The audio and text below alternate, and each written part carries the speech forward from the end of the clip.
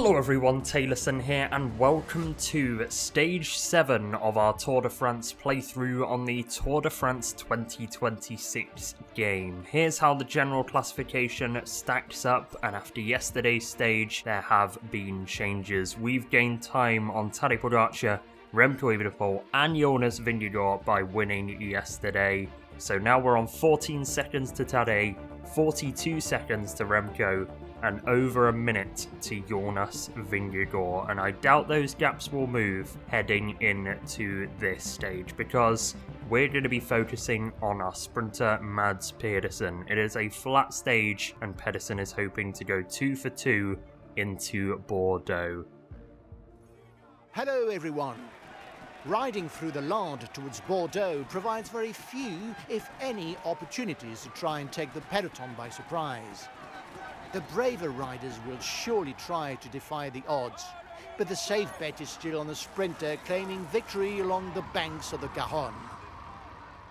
It's almost mandatory at this point to have Matthias Vacek in a breakaway to try and get as many kilometres up front as possible, and he's been joined by 3 other riders, and now there's been a counter-attack involving Alex Kirch and Nelson Oliveira, but they've got to close around a minute 30 to this group at the front. And in this group at the front is Ivan Romeo of Movistar, Thibaut Gernalec of Total Energies, and Frank Vandenbroek of Picnic Post NL. But while all that's going on, we might as well talk about our fantasy team for this Tour de France, because we've been fairly regularly checking in on it over the course of the race, but I've missed a couple of stages. The last time we discussed this was stage 4.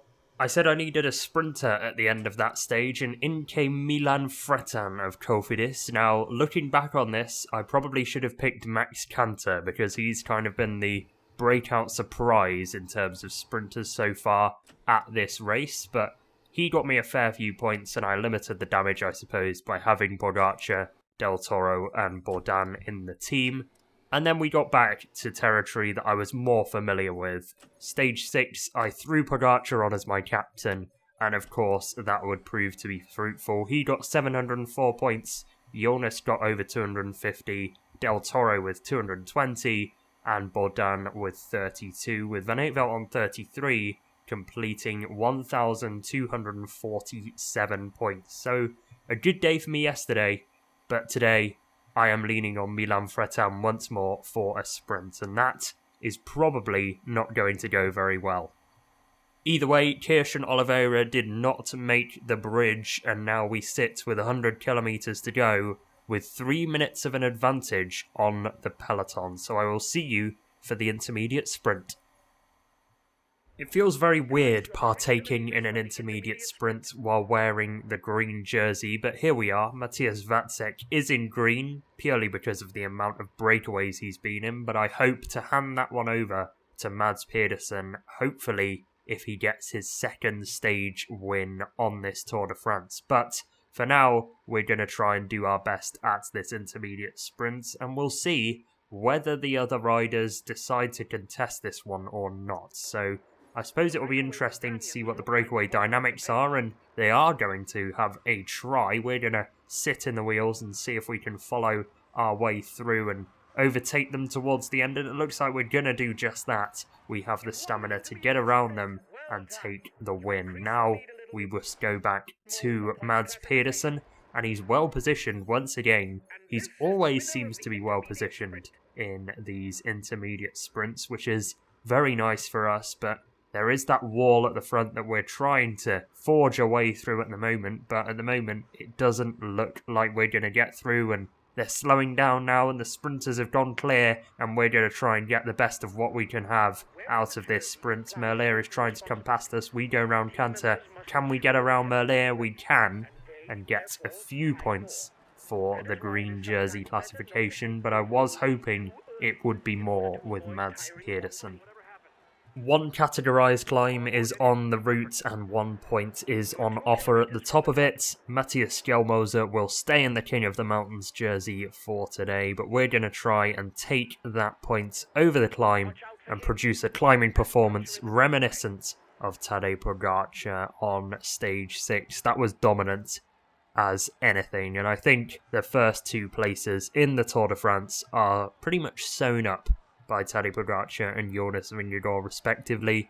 I'd love to see a battle between the 2 of them, but it looks like Pogacar is just on a different level to Jonas than in previous years. But nobody is going for this mountain sprint, so we're going to cross the line in first position, unopposed, and take the mountain sprint. We did increase the tempo on the climb, but they let us have it, which is nice.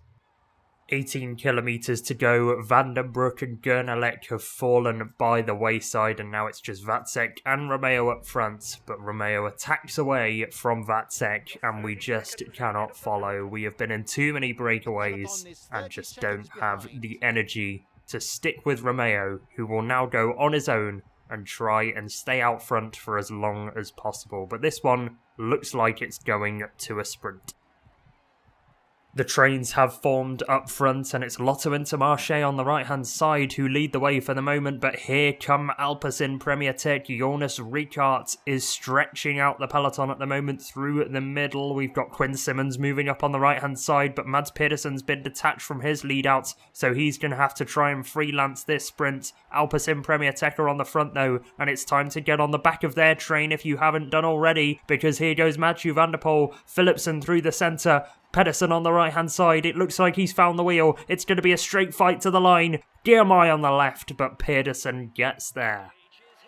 2 sprint stages, 2 wins for Mads Pedersen, and this time we did it by beating Jasper Philipsen and Biniam Girmay. We timed our sprint perfectly, and Girmay moved through late, but couldn't quite catch us over the line. So Pedersen will take the stage win, and it means that he moves into the lead of the green jersey.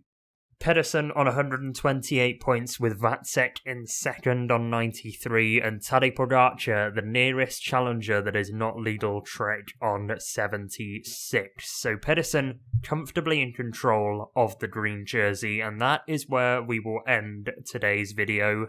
Leave a like on the video if you enjoyed it, subscribe if you are new, and stay safe, enjoy yourselves, and goodbye.